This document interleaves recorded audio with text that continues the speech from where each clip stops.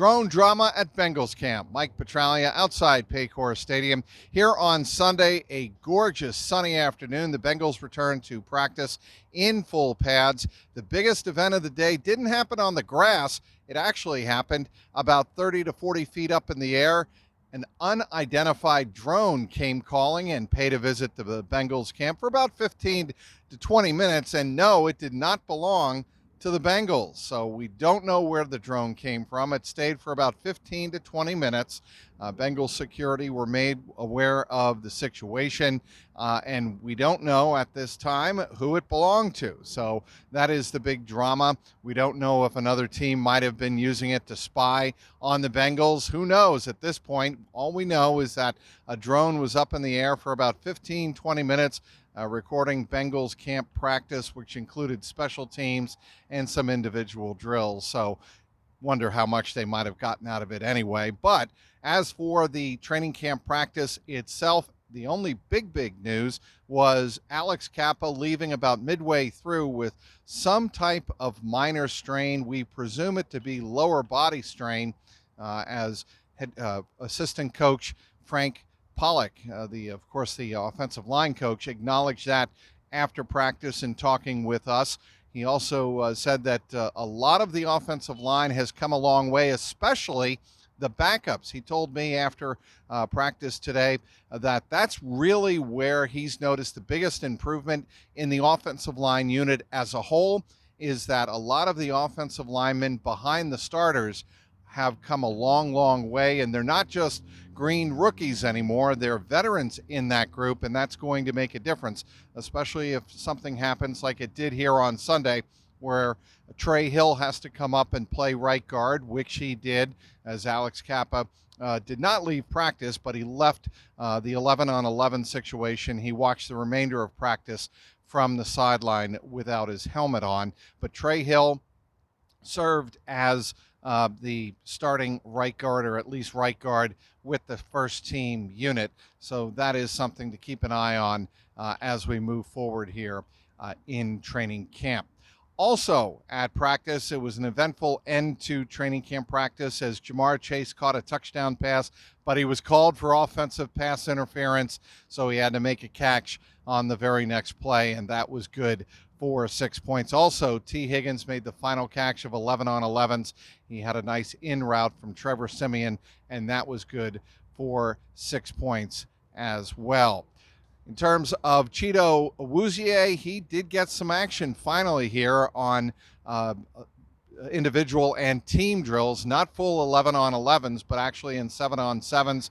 He was shadowing rookie Andre Yoshivas in some cornerback wide receiver drills. So that is something to keep an eye on. Bengals will be back at it here on Monday afternoon, probably in full pads. We'll have to wait and see. They'll have a day off on Tuesday to actually go over film, but the Bengals will not be on the practice field.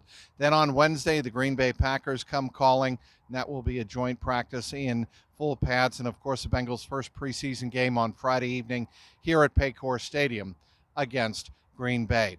After practice here on Sunday afternoon, JaMarr Chase wanted to clarify his comments to the NFL Network after practice on Friday, where he indicated he doesn't want Joe Burrow back until he absolutely needs to be back on the playing field for the Bengals. Obviously, JaMarr Chase wants Joe Burrow throwing the football to him, but his point, and he reiterated this here on Sunday, the Bengals are not in it for the small picture. They're in it for the big picture. So if that means Joe Burrow has to miss the first week, 2 weeks, 3 weeks in a worst case scenario, then so be it. The JaMarr Chase indicated and stressed that the Bengals want Joe Burrow back, not back at 85, 90, 95%, but a full 100%.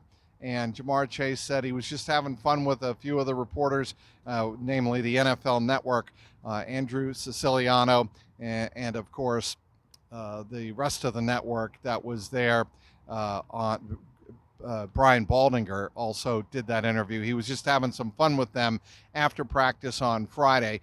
But again, JaMarr Chase wants Joe Burrow back at full strength. The other big news here on Sunday off the practice field was the development concerning Logan Wilson. He held court with the media, saying he was very grateful. He had a celebratory breakfast with his wife, but he has not taken her out for a celebratory dinner to celebrate the new 4-year contract extension worth $37.25 million.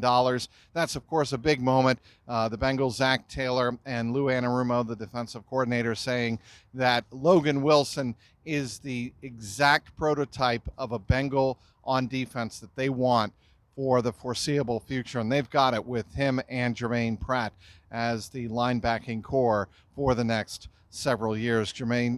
Logan Wilson saying that he could not be happier to be here. He knows he's a foundational piece of the Bengals going forward, and certainly everybody in that locker room very happy to see him staying on with the Bengals for the long term, including T. Higgins, who of course is waiting on his own contract extension if that ever materializes. T. Higgins saying he'll leave the off-the-field contract negotiations for his agent. Of course, that's David Mulugheta of Athletes First. He will not worry about that. He is focused on being the best possible receiver for whoever the quarterback is throwing him the ball in practice or in games. So it was quite an eventful Sunday here out at Paycor Stadium on the training fields right across Broadway, as the Bengals get ready for the Green Bay Packers to come to town on Wednesday, and the first preseason game, of course, on Friday. Full coverage on my Twitter page at Trags, Trags, clnsmedia.com, and be sure to click and subscribe to my YouTube page at Jungle Roar Pod, all one word, at youtube.com. Outside Paycor Stadium, Mike Petraglia, CLNS Media.